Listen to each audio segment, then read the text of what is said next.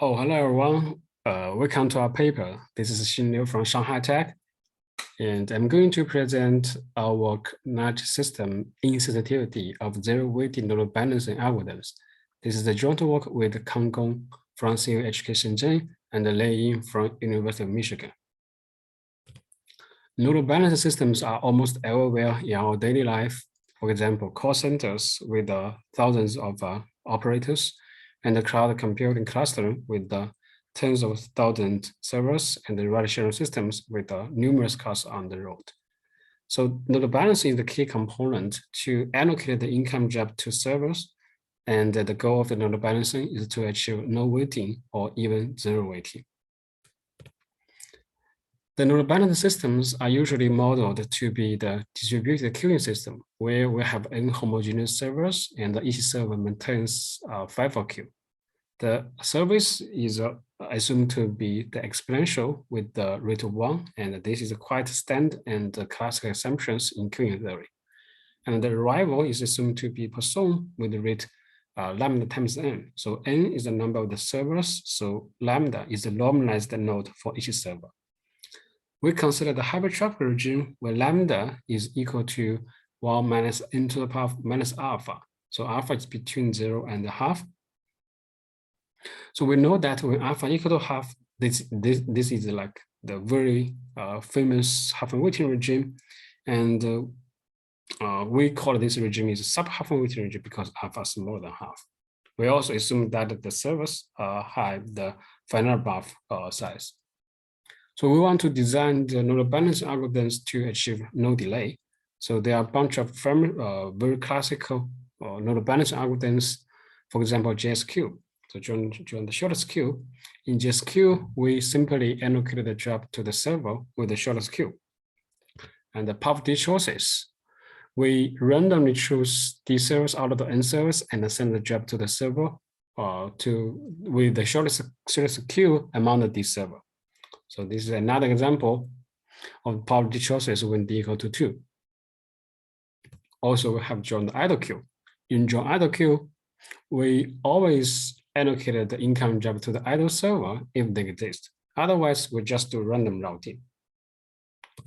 So there is a bunch of the very nice and wonderful work to show that if we have this exponential service, then the JSQ poverty choices with the property choose D and the join idle queue can actually achieve the asymptotic zero weighting, either in the processor level and the steady state.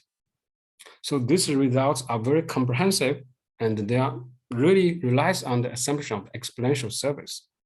However, we know that the impractical exponential service is not ideal to model most of the practical systems. For example, a job in a data center usually has the hybrid tier. So we want basically study this general service time in this nodal balancing system. So we will consider the general service time. There is a key idea or concept called insensitivity. So insensitivity really means that the steady state distribution of the queue length is invariant or insensitive to the service time distribution. So that implies any conclusion from exponential service time can be directly applied to the general service time. This property is very nice, robust, but a little bit strong. So it's kind of rare in the queuing system. So for example, we usually saw the system is insensitive when we impose this processor sharing queuing discipline. And another classical result is the PCMP network that has this nice insensitivity property. So when it comes to the nodal balancing system, we only have a few insensitivity results. In 2012, Bromson basically established that the poverty choices enjoying this nice property when lambda smaller than quarter. And in 2017, Force and Stoya shows that the join idle queue can also has this nice property when lambda smaller than half. So these are the pioneers work in this area. but we saw that this result are kind of limited to this no traffic regime. So in this paper, we consider a slightly weak notion of insensitivity called larger system insensitivity of zero weighting. So I will decode these words in the next few slides. So specifically, we consider the non-abundant systems with the coefficient m service time. So the reason we consider coefficient m, because when m is large, it's a very good approximation to like any general service time with the positive values. So for example, we consider the coefficient m in this case, m equal to 3, coefficient 3, and we have 3 phases. So for example, if a job in phase 1, it will spend some exponential time, like with rate mu1, to work on this job. And once this job gets done in phase 1 with the probability 1 minus p1, it will leave the system. Otherwise, with the probability p1, it will go to the next phase. So now come to the core concept of the paper, larger system insensitivity of zero weighting. So we have a non-abundant system, and if we consider exponential service, we will have the weighting probability. And as in this paper, we consider the coefficient m service, we also have this weighting probability. And if these two quantities converge to the same number as we consider a very large scale service system, like n goes to infinity, we call this property to be the larger system insensitivity. And moreover, if this number, the weighting probability, are proportional to 0, then we call this property to be the largest system insensitivity of zero weighting. So in this paper, we're able to establish a family of the node balance algorithms called LB0 that can maintain this larger system insensitivity of zero weighting. So the main results of our work is the with the coefficient m service distribution, LB0 node balance algorithms can achieve asymptotic zero weighting probability and sub-half weighting regime. So compared to the previous work by Bromerson and Fostoya, we're able to extend the result to a much broad traffic regime. So LB0 is intuitive. So it says that if we can allocate the job to the idle server with a high probability, as long as we have like a set amount of the idle servers, then we are good. So it's not too hard to verify that the classical node balancing algorithms like GSQ, join idle queue, and the power D choices with a larger D proper D will satisfy this condition. So they are within this class of the LB0. And establish this zero weighting results in the non-exponential case is not easy. So let me convince why it is true. So for example, if we consider this exponential service and we have this 6 servers and all of the servers are busy and the service is 1, then the service rate, the total service rate is 6. And the error rate we assume is like 5.9, then we are good because our service rate is greater than the error rate. And if we have a node balancing algorithms that can maintain these states, and it's good and safe to say that our we can achieve this zero weighting in the exponential service. However, we have the different situation when we come to the non-exponential case. For example, L93 service, that is a special case of the coefficient m service. So even we have all of the servers are busy, say, but only have like the NASA server that is in phase 3, then we only have the service rate that is 3, which is much smaller than the error rate. So we see that all of the servers are busy is not sufficient for the non-exponential case, even though it's sufficient for the exponential case. So we really want our system that is busy and busy in the right proportion. So for example, if we have two NASA servers that are in phase 3, then we are good because the service rate now is 6, which is greater than arrival rate. And if our node balance systems can maintain such kind of states, then we are good to say that node balance algorithms can achieve a zero weighting, even with this non-exponential case. So the two key points are to establish this zero weighting or large system insensitivity of zero weighting in the Coach-M or non-exponential service are 2 points. So first one is we need to guarantee that all the servers are busy and no waiting jobs, just as in this picture. And also the second point, which is very important, that the busy server should be busy around the right ratio.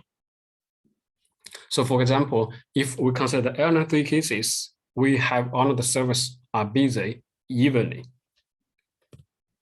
So to formalize these 2 points, let me introduce the state representation for this Markov system. So we have the SIM, that is a fraction of the servers with entities I job and the job in service in phase M. For example, we have the S11, that is a quarter, because only the second server that is busy and busy in phase 1. And we have the S12, that is half, because we have this NASA 2 servers that are busy in phase 2. So once we got this state representation, we're able to formalize these 2 key points by using the language of the state space collapse. So in this system, with the non-exponential service, we have 2 levels of the state space collapse. The first level is S1 is close to lambda, which means the fraction of the busy server is close to lambda, and the S2 is close to 0, which means the fraction of the busy server with waiting job will be close to 0. So this level of the state space collapse basically has been shown by our previous work if we only consider the exponential service. But for the non-exponential service, we want the second level of state space collapse. That is S1M is close to S1M star. So again, for example, when we consider the L3 phase, L3 service, we want this S11, S12, and S13 distributed evenly, like around the lambda over 3. So to show this, we proposed the iterative state space opinion called ISSP technique. So let me illustrate how it works with this mean field model of GSQ with the L3 servers. So first, let's look at how the S11 involves in this mean field model. So the arrival rate is lambda. So if we have any idle server, then all of the job will be allocated to the idle server. It will become like S11. So the arrival rate is lambda times like the indicator function of if we have any like idle server or not. And the service rate is simply to be the like 3 times S11. And if we look at the S12, which is like 3 times S11, because that is the service rate from the S11, it will become the S12. And our service rate is basically the 3 times S12, and similar for the S13. So if we have the S1 smaller than 1 in the system, which means we always have the idle server, then we are able to say from the mean field model that S11 will be no bounded, or it will be around like lambda over 3, because otherwise we will always increase this S11 until we reach to the like S11 star, that is lambda over 3. And for the similar rhythm, we have S12 like around lambda over 3 and S13 around the lambda over 3. Okay, then basically we are good. However, the real system is much more complicated because we don't have the S1 smaller than 1 in many cases. So it's like a chicken egg like a problem. So let's say like how it we will like enter this dead loop. So as we just discussed, if we want to say that S11 close to lambda over 3, we really want like the S1 smaller than 1. However, if we want like S1 smaller than 1, which means we have idle server, we really want enough the service rate. That is S13 should be around lambda over 3. So that's a requirement. So which means we also require that S11 is close to lambda over 3. So that's basically we are in this dead loop. It's like we really have this chicken egg problem. To get rid of this issue, we have this ISP, iterative state space pinning technique. So basically, it shows that we start from a very naive trivial bound, but we can keep refining our bound in this iterative way. So first, we have a null bound on S11, that is L11, and we are able to get an upper bound on S12 plus S13, that is upper bound by U3. And in the next iteration, we're able to refine our L11. So this is the plot for the how our iteration iteration goes in this in this L93 service. So L11 will start from a trivial bound to a null bound like this is 0, and it will increase by quarter and then keep increase until we reach to the equilibrium point, the right proportional, like lambda over 3.